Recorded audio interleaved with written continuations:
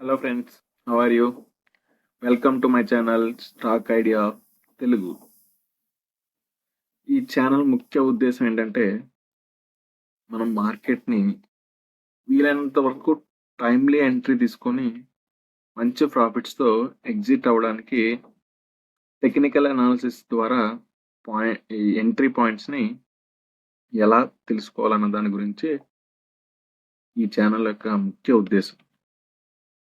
So ఈరోజు రీసెంట్గా మనం చూస్తున్నాం, మార్కెట్స్ భారీగా పతనం అవుతున్నాయి. దీనికి చాలా కారణాలు ఉన్నాయి.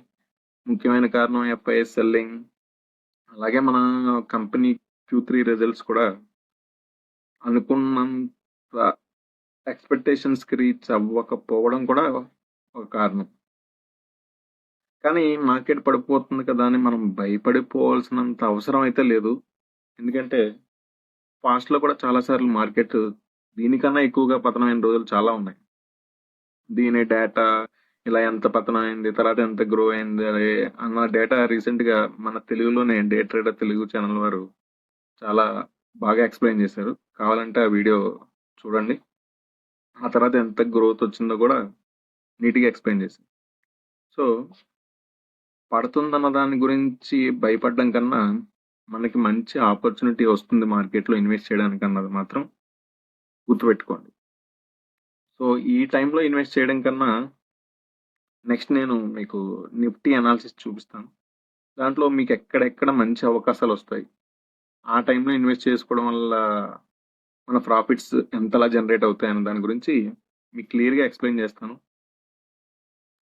సో ఈరోజు నిఫ్టీ టెక్నికల్ అనాలిసిస్ ఇప్పుడున్న ప్రెసెంట్ ట్రెండ్ ఎలా ఉంది, నెక్స్ట్ ఎలా ఉంటుందన్న దాని గురించి తెలుసుకుందాం. సో ఫస్ట్ మనం నిఫ్టీ చార్ట్ని అయితే ఓపెన్ చేస్తున్నాను.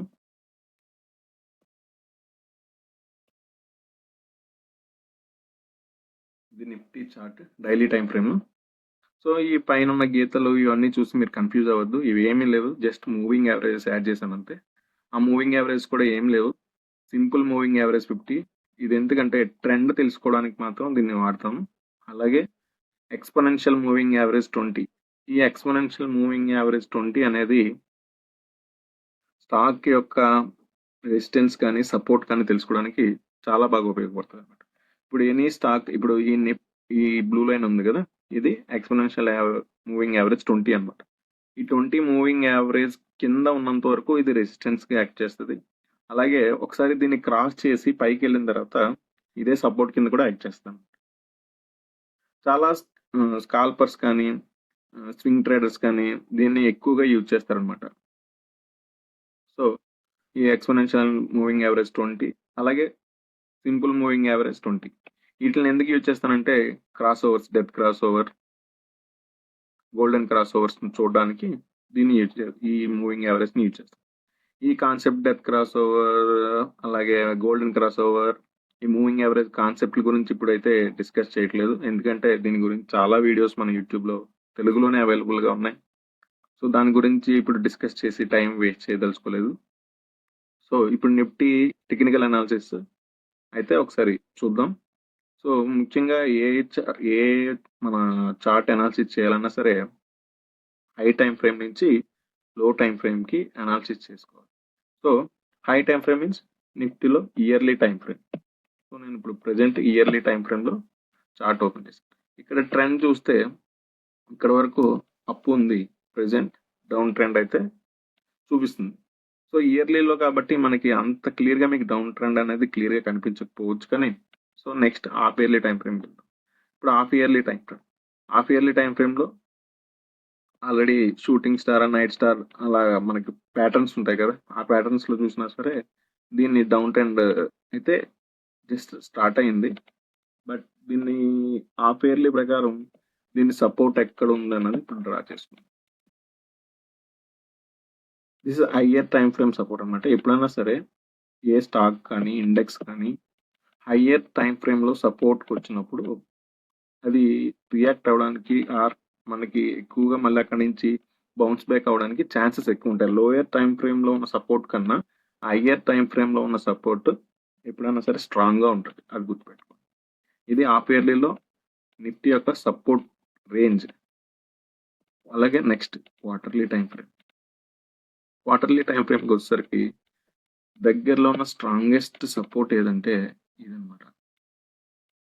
సో 20,283 అప్రాక్సిమేట్లీ 20,300 డ్రా చేస్తున్నాను. 20,300 ఎందుకు డ్రా చేసామంటే క్వార్టర్లీలో ఈ రేంజ్ 20,300 టు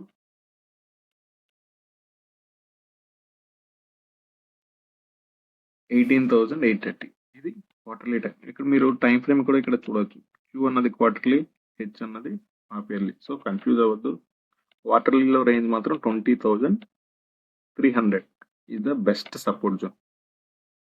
సో నెక్స్ట్ మంత్లీకి వద్దాం. మంత్లీకి వస్తే మంత్లీలో కూడా క్వార్టర్లీ కోయిన్సైడ్ అయిన రేంజ్ 20,230. బట్ దగ్గరలో ఉన్న సపోర్ట్ ఈఎంఏ 20 అనమాట. మంత్లీలో ఎక్స్పోనెన్షియల్ మూవింగ్ యావరేజ్ ఉంది. అది నియర్గా అప్రాక్స్గా చూస్తే 22,370 ఆ 22,400. ఈ మూవింగ్ యావరేజ్ కూడా ఎక్స్పోనెన్షియల్ మూవింగ్ యావరేజ్ కూడా ఆ రేంజ్కి వచ్చినప్పుడు షార్ట్ పుల్ బ్యాక్ అయితే ఉండొచ్చు.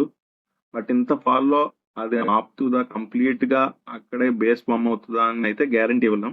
బట్ బౌన్స్ బ్యాక్ అయితే గ్యారంటీగా ఉంటుంది. ఆ 22,372 ఆ 400 రేంజ్ నుంచి కొంత పుల్ బ్యాక్ అయితే ఉండొచ్చు. మేబీ అది డ్యూ టు మన దగ్గరలో వచ్చే February 1st వచ్చే బడ్జెట్ వల్ల కావచ్చు, ఆర్ ఎనీథింగ్. బట్ ఆ బడ్జెట్ వల్ల బ్రేక్ అయినా కూడా అవ్వచ్చు. సో ఒకవేళ ఆ రేంజ్లో పుల్ బ్యాక్ వచ్చినా సరే ఎంట్రీస్ మాత్రం తీసుకోవద్దు. Only swing trade are day trading మాత్రం వాడుకోండి.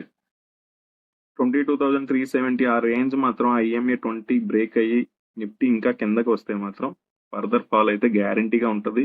అది కూడా మనకి ఏ రేంజ్ వరకు రావచ్చు అంటే ఈ 20,230 రేంజ్ 300 రేంజ్ వరకు కూడా నిఫ్టీ ఫాల్ అయ్యే ఛాన్సెస్ అయితే ఉన్నాయి. సో ఈ రేంజ్ గుర్తుపెట్టుకోండి, 22,300 to 400 రేంజ్. ఆ రేంజ్లో బౌన్స్ బ్యాక్ వచ్చినా మాత్రం దాన్ని మనం కాన్స్టెంట్గా అది పైకి వెళ్తే మాత్రమే కన్సిడర్ చేద్దాం. అదర్వైజ్ ఆ బౌన్స్ బ్యాక్ని మాత్రం కన్సిడర్ చేయొద్దు. అక్కడ స్ట్రాంగ్గా సపోర్ట్ తీసుకొని గ్రో అయితే మళ్ళీ మనం నెక్స్ట్ వీడియోలో దాని గురించి అప్డేట్ ఇస్తాను. దాన్ని కన్సిడర్ చేయొచ్చా లేదా అన్నది. ప్రస్తుతానికి మాత్రం మనకి హెవీ ఫాల్ నడుస్తుంది కాబట్టి ఆ పాయింట్ ఆ EMA 20 లైన్ అనేది మ్యాక్సిమం ఆపకపోవచ్చు. ఏమైనా వస్తే స్మాల్ పుల్ బ్యాక్ అయితే వస్తుంది. సో దాన్ని మాత్రం కన్సిడర్ చేసి ఇన్వెస్ట్మెంట్ చేయొద్దు. అలాగే నెక్స్ట్ వీక్లీ టైం ఫ్రేమ్లో కూడా సేమ్ మనకి ఈ క్యాండిల్ ఉంది కదా, లో బాగా కిందకు వచ్చి బాగా రికవర్ అయిన పాయింట్ ఉంది 7th జూన్ని. దాని లో కూడా 21,307. మేబీ ఈ రేంజ్ నుంచి ఏమైనా సమ్ పుల్ బ్యాక్ వస్తే, ఎందుకంటే లాస్ట్ టైం అక్కడ నుంచే స్ట్రాంగ్గా రికవర్ అయింది మార్కెట్. 21,300 ఈ రేంజ్ గుర్తుపెట్టుకోండి, 21,300. ఇది వీక్లీలో. ఇక్కడ నుంచి కూడా పుల్ బ్యాక్ వచ్చే ఛాన్స్ అయితే ఉంది, కానీ కంప్లీట్ రికవరీ వస్తున్న అన్న హోప్స్ అయితే ఆ రేంజ్లో లేవు. ఎందుకంటే అది స్ట్రాంగ్ సపోర్ట్ కాదు. బట్ ప్రీవియస్గా అది మంచి సపోర్ట్గా యాక్ట్ చేసి మనకి మంచి పుల్ బ్యాక్, అక్కడ నుంచి market near to 21,262 all time high 26,200 ఆర్డ్ వరకు వెళ్ళింది కాబట్టి సో మనం వదిలేయాల్సినంత పాయింట్ అయితే కాదు. సో ఈ పాయింట్ని కూడా కన్సిడర్లో పెట్టుకోండి. వీక్లీలో 21,262 ఇక్కడ నుంచి కూడా పుల్ బ్యాక్ వచ్చే అవకాశం అయితే ఉంది. సో నెక్స్ట్ డైలీ టైం ఫ్రేమ్కి వెళ్దాం. డైలీలో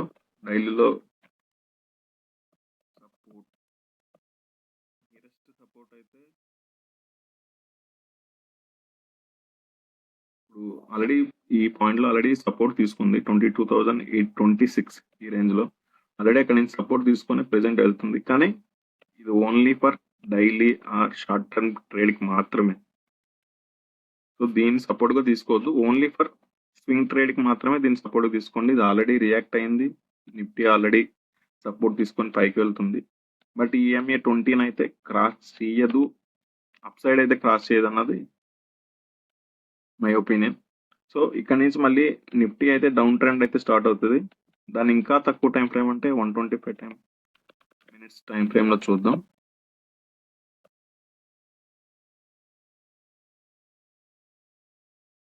సో ఇక్కడ కూడా నిఫ్టీ రియాక్ట్ అయితే అయ్యింది, బట్ ఫస్ట్ టైం అవుతుంది అన్న హోప్స్ అయితే లేవు. సో ఎవరైనా మార్కెట్లు భారీగా పడ్డాయి కాబట్టి ఇన్వెస్ట్మెంట్ స్టార్ట్ చేద్దాం అనుకుంటే మాత్రం ప్రస్తుతానికి వెయిట్ చేయండి అనేది మాత్రం నా సలహా. ఎందుకంటే మార్కెట్ పడడానికి అయితే ఛాన్సెస్ ఎక్కువ ఉన్నాయి. హోప్ మార్కెట్ పెరిగి ఇకని ఫాల్ అనేది ఆగి పెరిగితే ఓకే వెళ్ళని కూడా అందరికి హ్యాపీయే. ఒకవేళ మాత్రం పడితే మాత్రం చాలా మంచి ఆపర్చునిటీ. ఎందుకంటే కోవిడ్ తర్వాత మార్కెట్ 10% పైన 12% ఇంకా ఎక్కువే పడింది. సో ఇంత పడడం అనేది ఇదే ఫస్ట్ టైం కాబట్టి ప్రతి ఒక్కరికి మంచి ఆపర్చునిటీ అయితే దొరుకుతుంది. సో ఈ ఆపర్చునిటీని మాత్రం జాగ్రత్తగా వినియోగించుకుంటే మంచి రిటర్న్ అయితే మనం మార్కెట్ నుంచి తక్కువ టైంలో పొందొచ్చు అనమాట. సో మంచి ఎంట్రీ పాయింట్ సెలెక్ట్ చేసుకోవడమే మార్కెట్లో మనం మంచి ప్రాఫిట్ తీసుకోవాలంటే మాత్రం మంచి ఎంట్రీ పాయింట్ అయితే సెలెక్ట్ చేసుకోవాలి. సో దానికి విధంగా నేను ఈ రేంజెస్ అయితే చెప్పాను కదా మీకు, గ్యారంటీగా 20,300 ఆ రేంజ్కి వస్తే మాత్రం మీ ఇన్వెస్ట్మెంట్స్ హ్యాపీగా స్టార్ట్ చేసుకోవచ్చు. అక్కడి నుంచి మాత్రం గ్యారంటీగా నిఫ్టీలో మంచి బౌన్స్ బ్యాక్ అయితే వస్తుంది. ఆ రేంజ్లో మాత్రం స్టాక్స్ కూడా మంచి సపోర్ట్లోకి వచ్చి ఉంటాయి కాబట్టి నేను ఆ లోపే మీకు ఆ రేంజ్లోకి ఒకవేళ కానీ నిఫ్టీ కనుక వస్తే ఆ టైంకి ఏ స్టాక్స్ మంచి సపోర్ట్లో ఉన్నాయి, మంచి వాల్యుయేషన్లో ఉన్నాయి అన్నవి కూడా నేను మీకు నెక్స్ట్ వీడియోస్లో అప్డేట్ చేస్తాను. సో మన ఈ టెక్నికల్ అనాలిసిస్ ద్వారా మాత్రం నెక్స్ట్ వచ్చే వీడియోస్లో మీరు ఏ స్టాక్స్ని అయితే మీరు వాచ్ లిస్ట్లో పెట్టుకొని ఎప్పుడు కొందామా అని కన్ఫ్యూజన్లో ఉంటే మాత్రం కామెంట్ సెక్షన్లో అడగండి. నాకు వీలైనంత వరకు ఆ స్టాక్ గురించి సింగిల్గా అనాలిసిస్ చేసి మంచి ఎంట్రీ పాయింట్ ఎక్కడ తీసుకోవాలి దాన్ని విత్ సెక్టార్తో మనం కోయిన్సైడ్ చేసి తెలుసుకుందాం. సో ఎవరికైనా ఏ స్టాక్ గురించైనా స్పెసిఫిక్గా దాని గురించి అనాలిసిస్ కావాలి అంటే మాత్రం కామెంట్ బాక్స్లో అడగండి. తప్పకుండా వీడియో అయితే దాని గురించి వస్తుంది మన ఛానల్లో. సో మన అనాలిసిస్ మీకు నచ్చి ఫర్దర్గా ఇలాంటి వీడియోస్ మీకు కావాలి అనుకుంటే మన ఛానల్ని సబ్స్క్రైబ్ చేసుకోండి.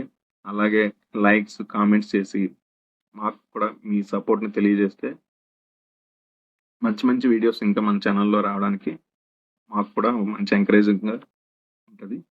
సో ఇది మన ఈరోజు నిఫ్టీ టెక్నికల్ అనాలిసిస్.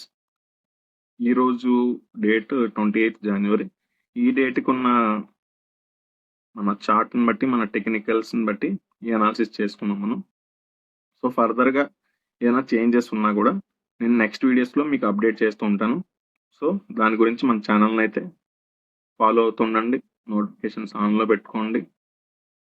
ఓకే, అందరూ బాగుండాలి, అందరూ కలిసి మార్కెట్లో గ్రో అవుదాం. Okay, thank you.